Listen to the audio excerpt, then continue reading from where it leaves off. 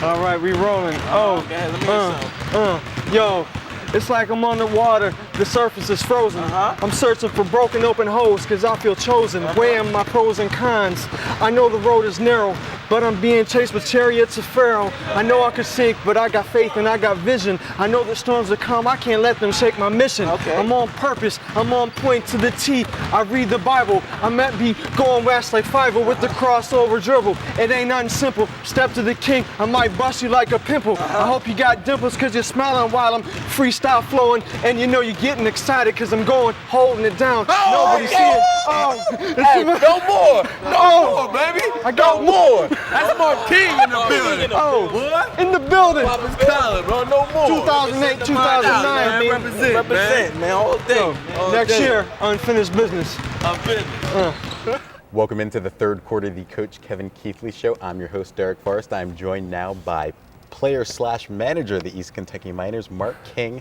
Nice to have you in. Thanks for coming in. How you doing today? I'm wonderful. Nice to be here. Thanks for having me. All right. Now, the reason why we have you on the show is a little interesting backstory on you. We actually just came out of the commercial break, and we saw you doing a little freestyle with you and some of the Miners. Just let's talk about that real quick. Where did that come from? When did you start freestyling? Well, I grew up just outside of Detroit in Inkster, Michigan, and basically, urban music, hip hop music was predominant. Playing basketball, of course. We all loved hip hop, so riding around in cars or whatever, hanging out. Just something you just pick up on. You got to know how to freestyle in Detroit. So if you don't, you're not going to fit in very well. So. It's that 8 mile atmosphere down there in Detroit, apparently. But you used to play at Pikeville College, so you're not you're not a stranger to Pikeville, but you are from Detroit. Just talk a little bit about your background and how you found your way to Pikeville College. Well, I always wanted to play basketball. I had a dream to play since I was young. My father actually, we didn't have a lot of money. He had made a wooden backboard for me and put a rim on there so I could shoot around and play. Unfortunately, I was very short, so throughout my high school days and junior high career, I never really made a team. I was actually cut 5 times, but I just had that dream alive, and about a year and a half after high school, I found myself in a car just going for a little drive and found myself on US 23 South and ended up in Prestonsburg, Kentucky. And from there we just found some guys playing on a court across from Adams Middle School and played pretty well. They had nothing but praise and told me about Pikeville College, and from there I just took a little leap of faith, and everything went pretty well for me. I went home and prayed about it. After high school, I kind of changed the reason I played basketball. I always used to play for the fame and fortune. I grew up watching the Detroit Pistons, 89, 90 champions, and after high school, I started going to church more, and I decided to try and play for different reasons, lucky enough to walk on the team and played one varsity game in 1997, 98 season, senior night. I was a freshman, but it was senior night, marking night. Right. And now, finding your way to the East Kentucky Miners, you kind of backdoored your way in through training camp and, hard work. We saw you running stairs and stuff like that, which, from what I hear is something you still continue to do. You still continue to work hard and try to make your way out there on the floor. And then on Sunday versus Atlanta, you've finally made your way out on the floor and actually got 5 points, 2 for 3 from the field, 1 for 1 from behind the arc. Just talk about that experience. What was that like for you? It was a magical day. It was really in the air. When I heard about the team coming here, I jumped onto it right away. To myself, on a personal level, I felt like I had some unfinished business in Pikeville. I didn't really get to play as much as I wanted. Had NBA dreams, as a kid, and I told everybody, hey, I'm going to try and play in the CBA after I graduated from college. And when I heard the team was coming here, I just thought it was just meant to be.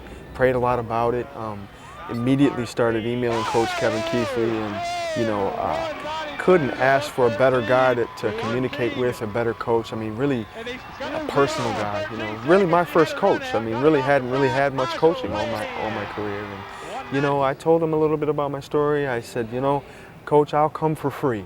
I don't even need to be paid. I just want to be a part. I feel like I can do this. And all I want is an opportunity. If you could just give me an opportunity. And you know, he was gracious enough. And you know, actually at one point we were having a discussion. He felt that he said, you know, I just felt like God wanted me to bring you here. And you know, that's what I'm all about. I'm all about, you know, just trusting in God and just, you know, he seems to just be putting me in the right places at the right times lately, and I've been able to work extremely hard. You know, a couple black eyes in training camp, free agent camp, and training camp, and running these stairs over here on a daily basis, sometimes twice a day. Right. But it all paid off in the end. Couldn't ask for a better night than last night too. And also to talk about your desire and your dedication to play basketball. You were living in Florida at the time, and you're actually married. You have a wife that lives down in Florida, and you know, kind of last minute you decided, hey, I'm just going to drive from Florida and go to training camp. Well, my wife is, you know, I tell everybody I'm obviously biased, but my wife's the best woman in the world. She's very supportive.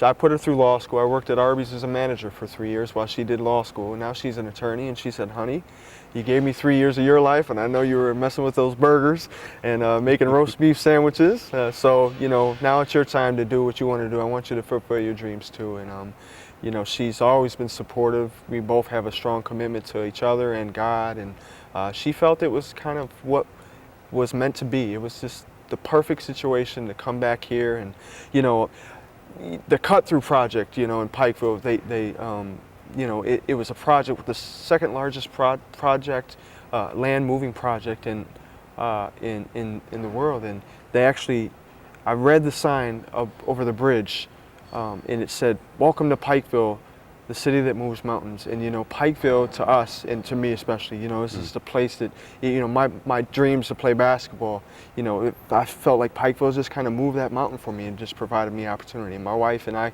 you know, graduating from here, it was great to come back. And she was actually able to, by coincidence, be here for the game last night, and got to witness it firsthand. So it was a beautiful night. Couldn't ask for a better day.